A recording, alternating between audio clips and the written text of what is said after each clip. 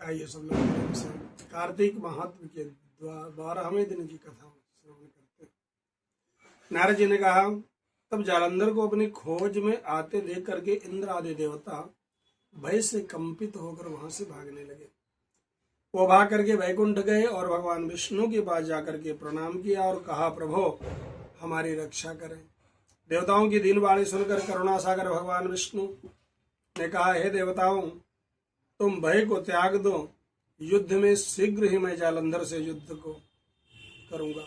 ऐसा कहने के बाद भगवान गरुड़ पर जा बैठे। तब देवताओं सहित उन्होंने युद्ध क्षेत्र की ओर प्रस्थान करते देखा तो लक्ष्मी के नेत्रों में आंसू भर आया। उन्होंने कहा, हे नाथ, यदि मैं सर्वदा आपकी प्रिय हूं, आपकी भक्त हूं, तो आप मेरे भाई को युद्ध में कैसे मार सकते हैं? भगवान विष्णु ने कहा, यदि तुम्हारी ऐसी ही इच्छा है तो मैं अपने हाथों से जालंधर को नहीं मारूंगा, परंतु युद्ध में जाऊंगा ही, क्योंकि देवताओं ने हमारी स्तुति की है। ऐसा कहकर शंख चक्र पद्मधारी भगवान विष्णु गरुड़ पर आरूढ़ होकर युद्ध के लिए पहुंचे। जहां जालंधर था, विष्णु के तेज से कंपित देवता सिंहनाद करने लगे। फिर तो अरुण के अनुज गरुण के पंखों की प्रबल वायु से पीड़ित हो दैत्य इस प्रकार घूमने लगे जैसे प्रबल आंधी चलती है। तब अपने दैत्यों को पीड़ित देकर जालंधर ने क्रुद्ध होकर भगवान विष्णु पर पूरी तरह से आक्रमण कर दिया। दैत्यों के तीक्ष्ण प्रहार से व्याकुल हुए देवता इधर उधर भागने लगे। तब इंद्र आदि को इस प्रकार भयभीत देकर के भगवान विष्णु युद्ध के लिए उपस्थित हो गए। उन्होंने अपना सारंग धनुष उठाया और जोर से टंकार किया। उस सारंग धनुष की टंकार से पूरा त्रैलोक्य गूंज उठा और पल भर में भगवान विष्णु ने हजारों दैत्यों के सिर काट दिए। ये देखकर जालंधर की क्रोध की सीमा न रही। फिर तो उन्होंने भगवान विष्णु और जालंधर का महान संग्राम हुआ। बाणों से आकाश भर गया। भगवान विष्णु ने अपने बाणों के वेग से उस दैत्य की ध्वजा, रथ, धनुष, बाण सब काट डाले और एक बाण उसकी छाती पर प्रहार किया।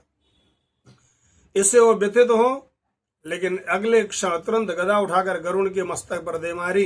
गरुड़ पृथ्वी पर गिर पड़े। साथ ही भगवान विष्णु की छाती पर भी तीक्ष्ण प्रहार किया। उधर भगवान विष्णु ने उसकी गदा काट दी और अपने सारंग धनुष पर बाण चलाकर उसकी बींधना आरंभ किया। जालंधर भी अपने पहने बाण बरसाने लगे।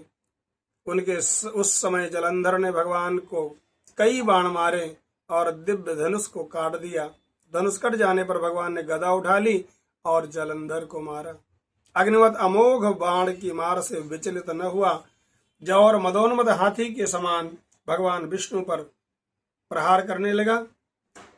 उस समय अग्निमुख त्रिशूल उठाकर जालंधर ने भगवान विष्णु के ऊपर छोड़ दिया। जालंधर ने भगवान विष्णु शिव जी के चरणों को नमस्कार करके उस त्रिशूल को छेद दिया। जालंधर ने पटक कर भगवान की छाती में एक मुक्का मारा। भगवान विष्णु उसकी छाती पर भी एक मुक्का मारे और दोनों का देखते देखते बाहु युद्ध आरंभ हुआ। कितनी ही देर तक भगवान युद्ध करते रहे और जब वो थक से गए, तब मायावी ने भगवान विष्णु उस दैत्य से मेघवाणी में कहा, हे रण दुर्लभ दैत्य, तू धन्य है जो इस महायुद्ध में बड़े बड़े आयुधों से भी भयभीत नहीं हुआ। मैं तुझसे बहुत प्रसन्न हूँ। अब तो जो वर चाहे मांग सकता है, वो जो अदेय भी होगा उसको भी हम तुम्हें प्रदान करेंगे। भगवान विष्णु की बात सुनकर जालंधर ने कहा, हे भावुक, यदि आप मुझ पर प्रसन्न हैं तो यह वर दीजिए कि आप मेरी बहन के साथ अपने सारे कुटुंबियों सहित मेरे घर पर निवास करें। नारद जी कहते हैं, ऐसा उनके ऐसे वचन सुनकर भगवान को खेद तो हुआ, किंतु उसी क्षण उन्होंने तथास्तु कह दिया।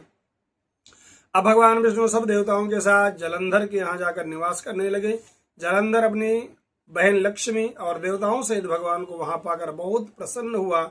फिर तो देवताओं के पास जो रत्न थे उनके स्थानों पर दैत्यों को स्थापित कर जालंधर पृथ्वी पर आया और निशुंभ को पाताल में स्थापित कर दिया। देव, दानव, यक्ष, गंधर्व, सर्प, राक्षस, मनुष्य आदि अपना वशवर्ती बनाकर त्रिभुवन पर शासन करने लगा और उनके धर्मानुसार सुपुत्रों के समान प्रजा का पालन करने लगा। उसके धर्म राज्य में सब सुखी थे। जय श्री कृष्ण।